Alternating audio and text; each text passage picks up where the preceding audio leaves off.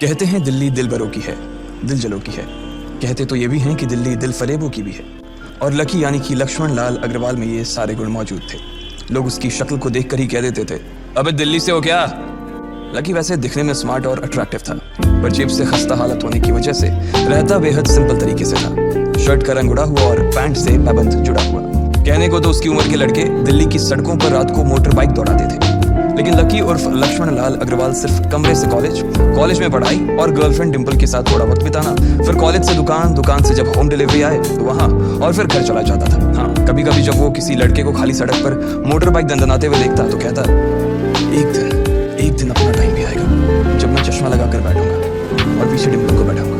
देखना, जब वो मेरी कमर में अपना हाथ कसेगी और मैं तेजी से मोटरसाइकिल को इंडिया गेट के आसपास दौड़ाऊंगा तो सारे दिल्ली का दिल हम दोनों को देखकर चलेगा। दुकान में रखा हुआ बर्नॉल भी काम नहीं आएगा, लकी ने कहा और अपने हाथ में बर्नॉल की क्रीम को दबा दिया। जैसे ही उसने क्रीम को दबाया, उस क्रीम बाहर आ गई। अबे गधे, क्या कर रहा है? वो कोई स्पंज की गेंद है क्या जो उसे दबा रहा है? दुकान के मालिक ने उसे फटकारते हुए कहा और उसके सर पर एक चपत लगा दी। सॉरी सर, लकी ने अपना सिर बचाते हुए कहा। वो खरोल बाग में स्थित एक छोटी सी मेडिकल स्टोर पर काम करता था। उसकी दुकान का नाम था चमन मेडिकल स्टोर और उसके ओनर का नाम था चमन लाल। लकी पिछले 5 साल से इन्हीं की दुकान पर काम कर रहा था।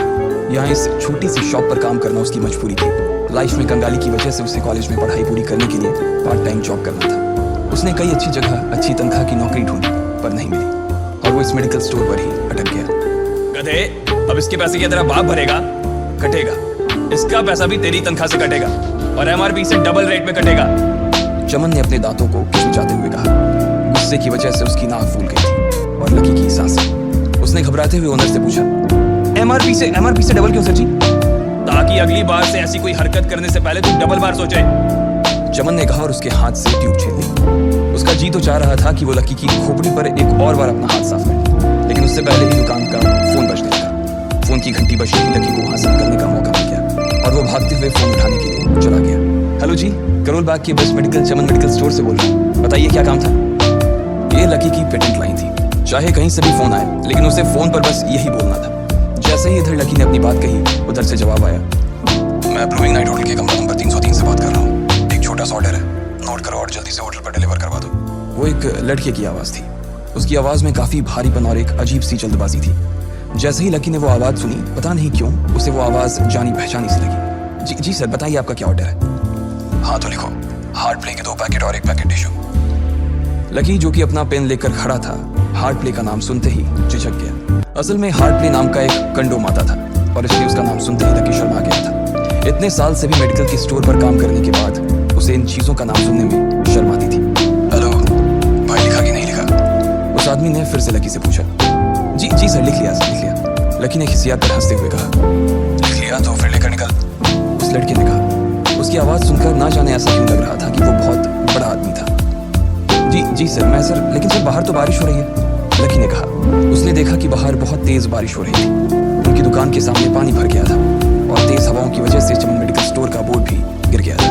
लकी को लग रहा था कि वो इतनी तेज बारिश में अभी एकदम से तो नहीं निकल पाएगा, तो उसने उस लड़के को समझाते हुए कहा, सर मैं ऑर्डर तो ले आऊंगा पर थोड़ा टाइम लग जाएगा, बारिश थोड़ी थम जाए। अब इससे पहले कि वो कुछ आगे बोल पाता, फोन पर लड़का बोल पड़ा, तुम्हारे मालिक को पता है कि तुम मल्होत्रा जी के लड़के को मना कर रहे हो? हाँ पता है, बारिश हो रही है, इसलिए सारा सामान अच्छे से थैली में पैक करके लाना और लेट नहीं होना चाहिए, समझे? उस लड़के ने कहा और इससे पहले कि लकी आगे कुछ कह पाता, उसने फोन काट दिया। उधर से लकी की दुकान का ओनर उसे घूर कर देखा जा रहा था। लकी के हाथ में पेन और पेपर देखकर ही वो समझ गया था कि उसके पास कोई ऑर्डर आया था। आज वैसे भी इतनी बरसात होने की वजह से सुबह से इक्का दुक्का ग्राहक ही दुकान पर आए थे। ऐसे में उसकी दुकान का मालिक एक भी ऑर्डर को छोड़ना नहीं चाहता था। वो लकी को देख रहा था और लकी बारिश की ओर देख रहा था। बारिश का बहाना नहीं चलेगा, जाना पड़ेगा, चमन लाल ने कहा।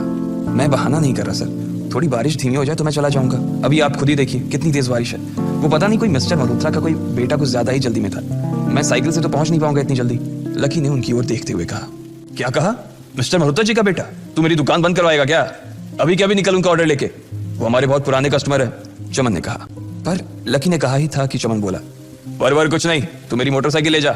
उसने गुस्से में कहा, अरे सर जी, 200 के ऑर्डर में मुश्किल से 40 रुपए बचेंगे, इससे 3 गुने का तो पेट्रोल ही लग जाएगा और अगर गाड़ी रास्ते में बंद हो गई तो अलग से खर्चा, लकी ने समझाते हुए कहा। वो जानता था कि उसका मालिक इन सब बातों पर ध्यान नहीं देने वाला। चमन लाल बोला, कोई बात नहीं, तू जा, चाहे जो हो जाए ग्राहक नाराज नहीं होना चाहिए, और वैसे भी वो मल्होत्रा जी का बेटा है। चमनलाल ने मोटरसाइकिल की चाबी लकी की ओर उछालते हुए कहा। लकी ने चाबी ली। उसे देखकर उसके अंदर मिक्स फीलिंग आ गई। एक तो वो बहुत खुश हुआ कि बड़े दिनों बाद बाइक चलाने को मिलेगी, पर वहीं दूसरी तरफ दुखी इसलिए हुआ कि बाइक मिली भी तो ऐसी तेज बारिश में अगर खराब हो गई तो इसकी चपत भी उसके सिर पर ही पड़ेगी। वो मुंह लटकाकर रेनकोट और हेलमेट पहनते हुए वहां से निकल गया। बाहर आकर बाइक को देखा तो लकी ने मन में सोचा, चलो ठीक है, जो होगा देखा जाएगा, कम से कम बाइक तो चलाने को मिल रही है। दरअसल लकी इतने साल काम करने के बाद भी अपने लिए एक मोटरसाइकिल नहीं ले पाया था। लकी की तनख्वाह ही इतनी भर थी कि सिर्फ उसके कमरे का किराया, उसकी साइकिल में डालने वाली हवा का खर्च, बिजली पानी का बिल और डिंपल के साथ महीने में 1-2 बार बाहर खाने का खर्चा ही निकल पाता था। उसे डिंपल की कही बात अक्सर याद आती थी, लकी अगर अगले 2 महीने में तूने बाइक नहीं खरीदी ना तो मैं तेरे से ब्रेकअप कर लूंगी, देखना। असल में डिंपल को लकी के साथ बाइक पर घूमने की बड़ी तमन्ना थी।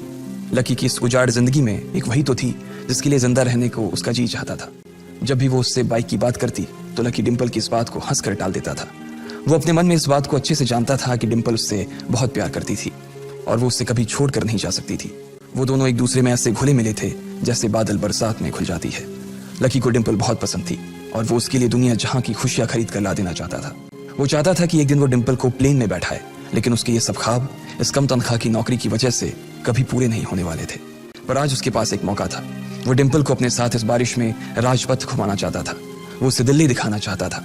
चमनलाल को देने के लिए उसने पहले से ही बहाना सोच रखा था। बस जल्दी से वो ये डिलीवरी देकर सीधे डिंपल के पास ही जाने वाला था। उसने होटल ब्लूमिंग नाइट के बाहर मोटर बाइक पार्क की और सीधे होटल के अंदर चला गया। लकी ने रिसेप्शन पर पहुंचकर नमस्ते करते हुए रिसेप्शनिस्ट को बोला, जी मैं चमन मेडिकल स्टोर से आया हूँ, रूम नंबर 303 का ऑर्डर था सर। रिसेप्शन पर खड़ा आदमी उसके हाथ में काली थैली को देखकर समझ गया था कि उसमें क्या था और वो मंद ही मंद मुस्कुराते हुए बोला, 3rd फ्लोर पर है, लिफ्ट से चले जाओ, रेनकोट यहीं उतार देना। जैसा उस आदमी ने कहा लकी ने ठीक वैसा ही किया और लिफ्ट में चढ़ने के कुछ ही देर बाद वो 3रे माले पर पहुंच गया था। वो रूम नंबर 303 के बाहर पहुंचा और उसने डोरबेल बजाई। जैसे ही दरवाजा खुला लकी ने थैली आगे बढ़ाते हुए कहा, नमस्ते, मैं चमन मेडिकल स्टोर से लकी, आपका। इससे पहले कि लकी आगे कुछ कह पाता उसकी आंखें फटी की फटी रह गई थी। उसने अपने सामने जो देखा उसके बाद उसे ऐसा लगा कि बंद छत के नीचे भी उसके ऊपर आसमान से आकर एक जोरदार बिजली गिर गई थी। उसके सामने एक लड़की खड़ी थी। वो लड़की और कोई नहीं बल्कि उसकी गर्लफ्रेंड डिंपल ही थी। उसने एक पर्पल कलर का नाइट गाउन पहन रखा था। उसके काले घने बाल गीले थे और उसने उन्हें अपने कंधे पर फैला रखा था। उसकी खुशबू से ही ये चीज साफ पता चल रही थी कि वो अभी अभी नहा कर आई थी। डिंपल, तुम यहाँ क्या कर रही हो? लकी को अपनी आंखों पर विश्वास ही नहीं हो रहा था। उसने 2 बार अपनी पलकें झपका कर देखा, लेकिन दोनों बार ही उसे अपने सामने डिंपल ही नजर आई। तुम यहाँ क्या मेरा पीछा करते हुए आए हो लकी? डिंपल ने उल्टा उसी के ऊपर पलटवार करते हुए कहा। लकी को देखकर उसके दिल की धड़कन भी तेज हो गई थी। उसे उम्मीद नहीं थी कि लकी यहाँ आ जाएगा। उसने ना तो सुबह से उसे फोन किया था और ना ही उसके मैसेज का कोई जवाब दिया था। वो अपने मन में सोचकर बैठी थी कि वो अगले दिन खुद ही उससे मिलकर बोल देगी कि उसकी तबीयत खराब थी। डिंपल बेबी, क्या हो गया? किससे बात कर रही हो? अचानक से एक गबरू जवान सा लड़का दरवाजे के पास आकर खड़ा हो गया था। उसने बनियान पहन रखी थी। लकी उसे पहचान गया था। साले राहुल के बच्चे, तेरी हिम्मत कैसे हुई मेरी डिंपल को हाथ लगाने की? लकी ने जैसे ही राहुल को देखा उसके तन बदन में मानो आग सी लग गई थी।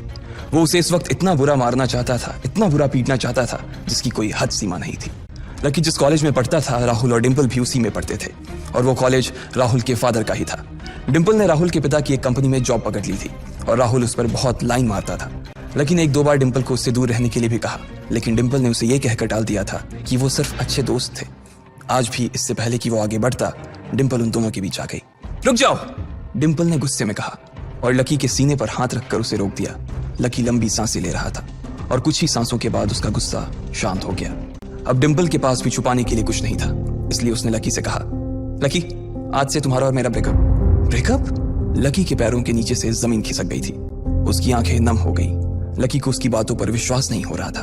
उसने डिंपल की ओर देखा और बोला, डिंपल, हम पिछले 1 साल से एक दूसरे के साथ हैं और तुम हो कि मुझसे ब्रेकअप करना चाहती हो?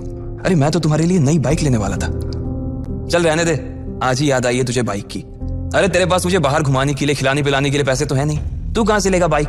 और अगर ले भी लेगा तो उसमें पेट्रोल कहां से डलवाएगा? तेरी 8,000 रुपए महीने की नौकरी, उसमें होगा ये सब? लोग हंसते हैं मेरे ऊपर जब मैं सरोजनी में तेरे साथ घूमती हूँ। मैं ऐसी लाइफ नहीं जीना चाहती लकी। मैं तेरी तरह गरीब नहीं रहना चाहती। तूने मुझे फंसाया था, उल्लू बनाया था तूने मुझे, इसलिए मैंने राहुल से मैचअप कर लिया है। आज से यही मेरा बॉयफ्रेंड है। डिंपल ने गुस्से में कहा।